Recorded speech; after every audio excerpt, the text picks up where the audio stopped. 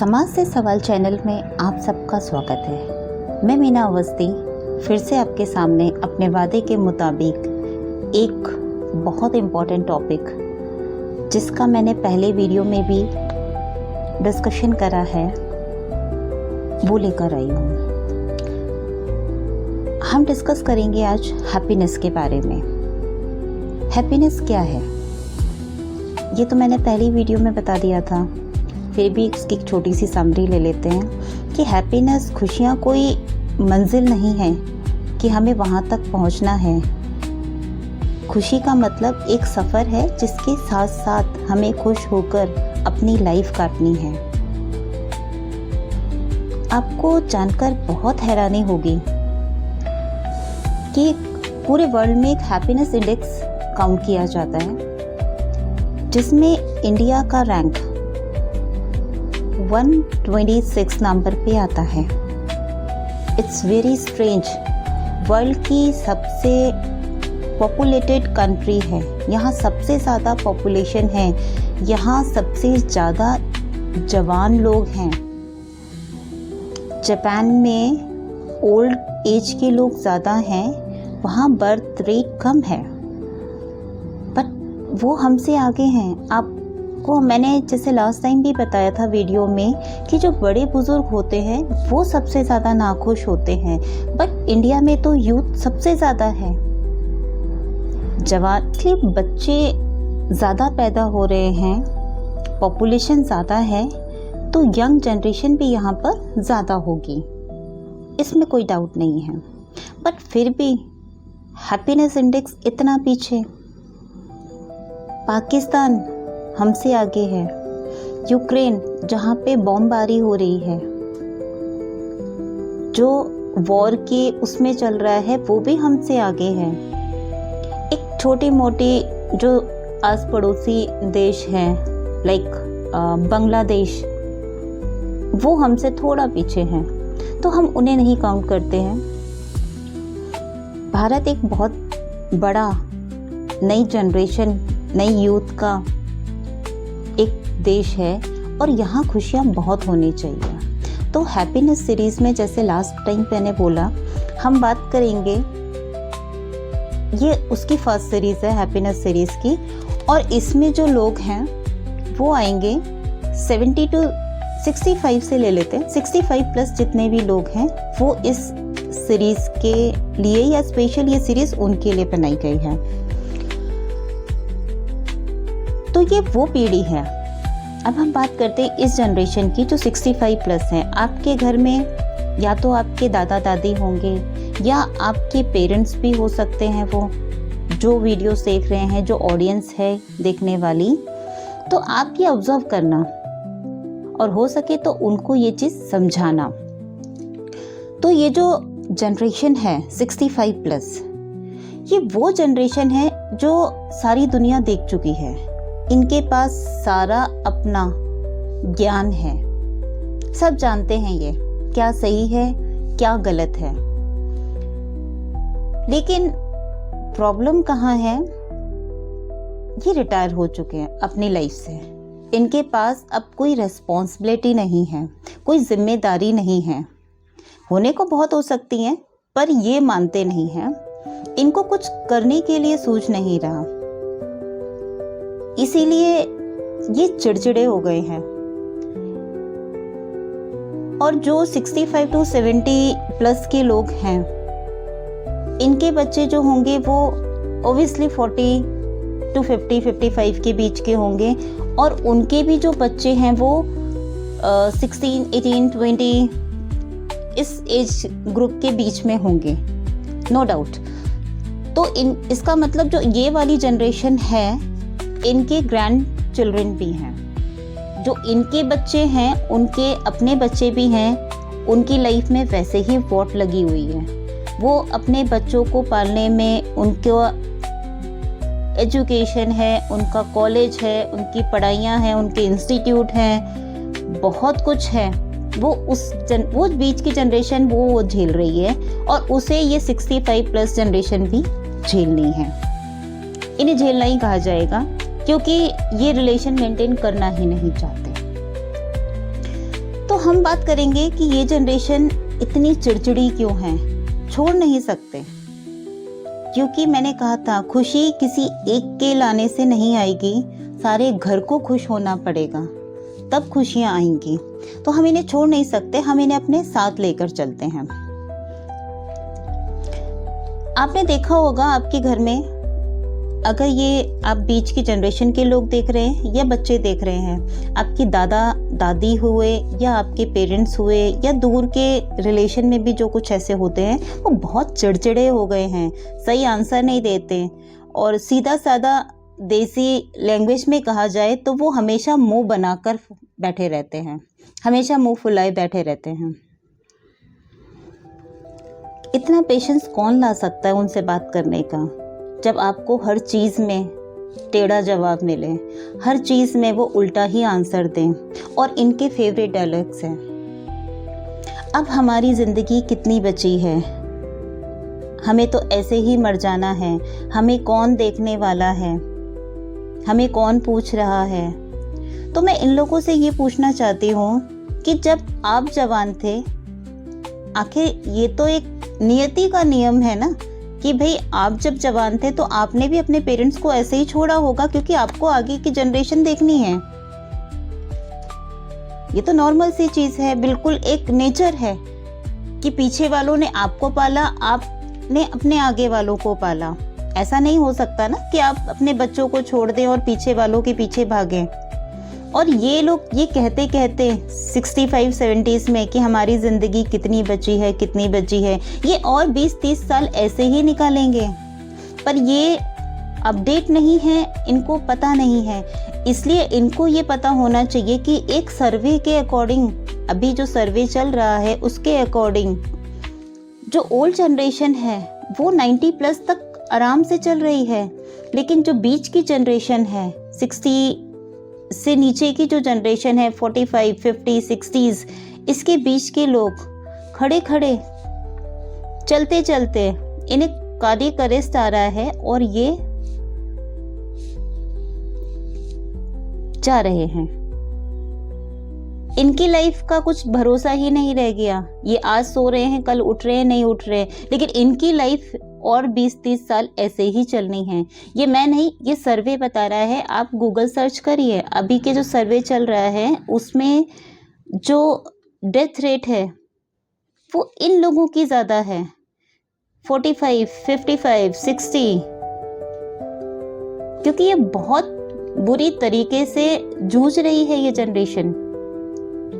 ये नहीं समझ रहे, तो इनको समझाना है इस चीज का सॉल्यूशन क्या होता है। अब हम उस पे बात करते हैं। सबसे पहला रीजन क्या है, क्यों ये इतने चिड़चिड़े हो गए हैं, कभी सोचा है आप लोगों ने? आप देखना कि ये लोग जो हैं, इनकी एक मोनोटोनस लाइफ हो गई है।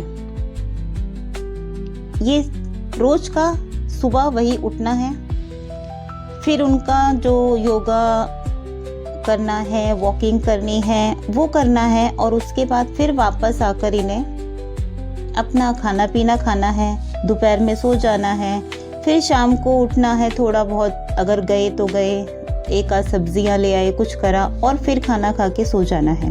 तो ये जो इनकी मोनोटोनस लाइफ है, सबसे बड़ा रीज़न ये है।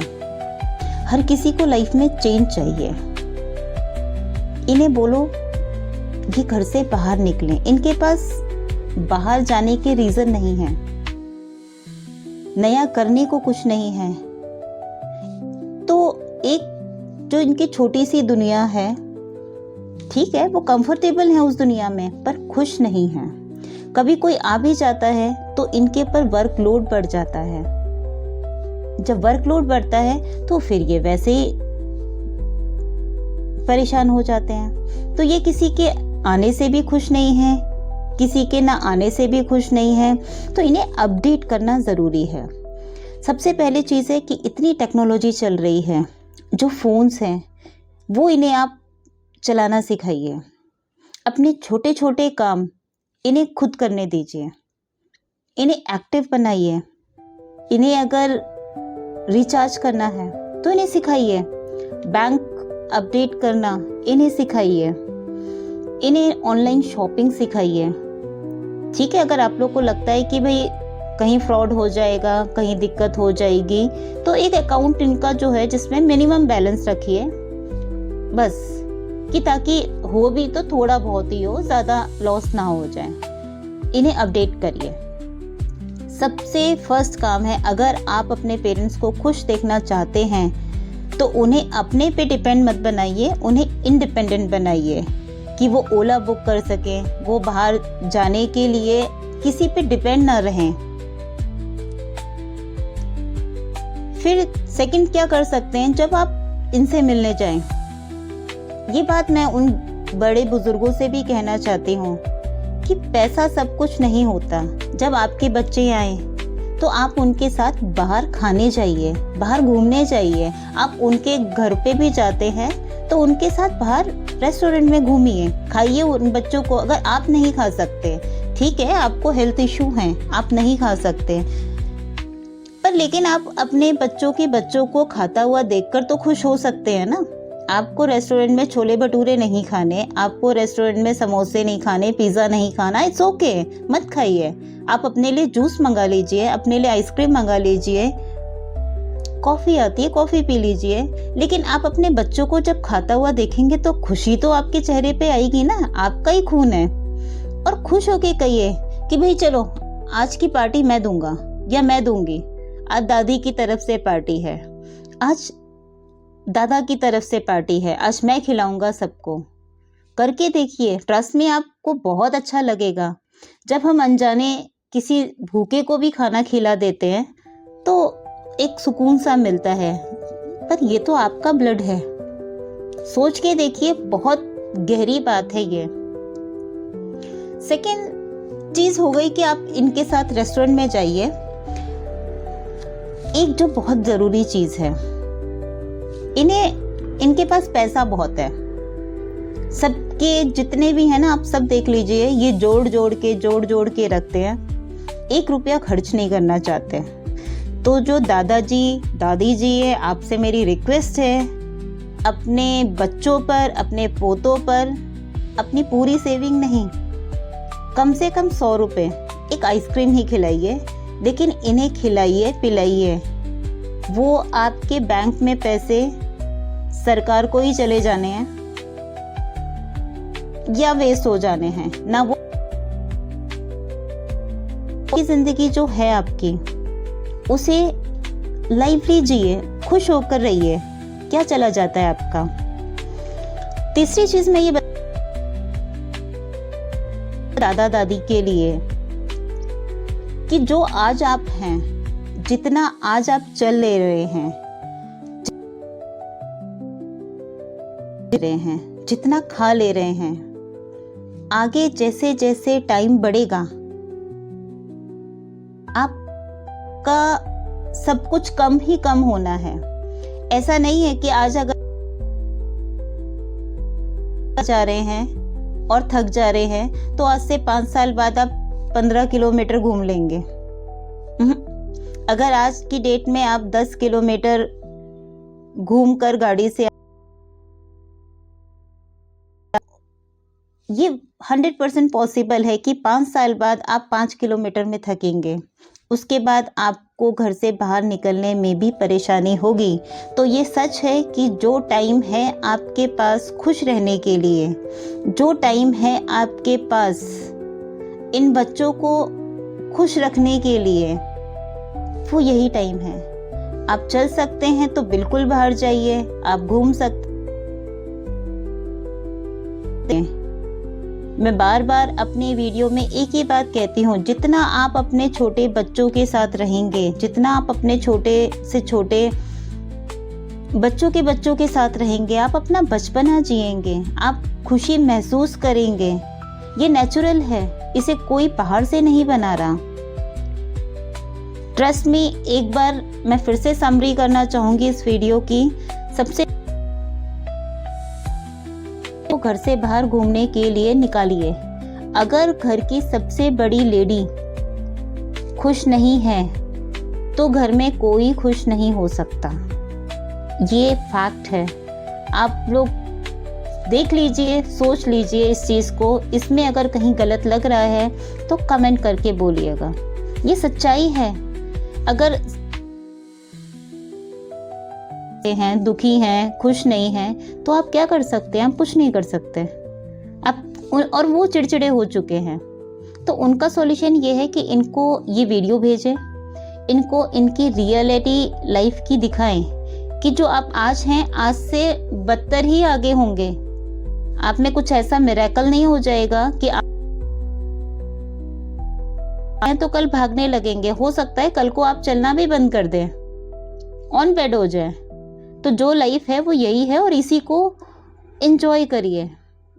हो चुका जो होना था आपके जीवन में, जो आपकी किस्मत में था, जो आपकी डेस्टिनी थी, वो यही है। इसमें आपकी एज में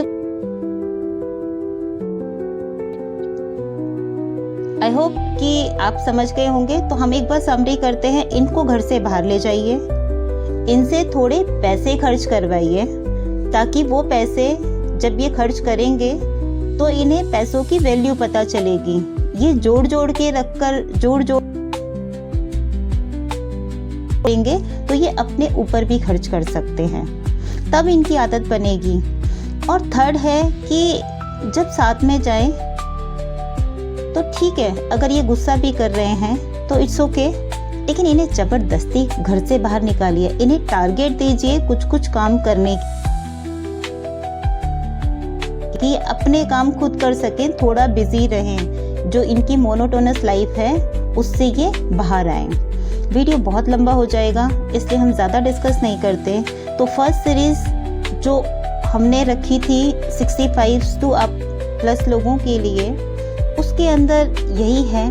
सबसे पहले हम इस पीढ़ी को खुश करते हैं, इन्हें खुश रहना सिखाते हैं। धीरे धीरे हम सब खुश रहने लगेंगे।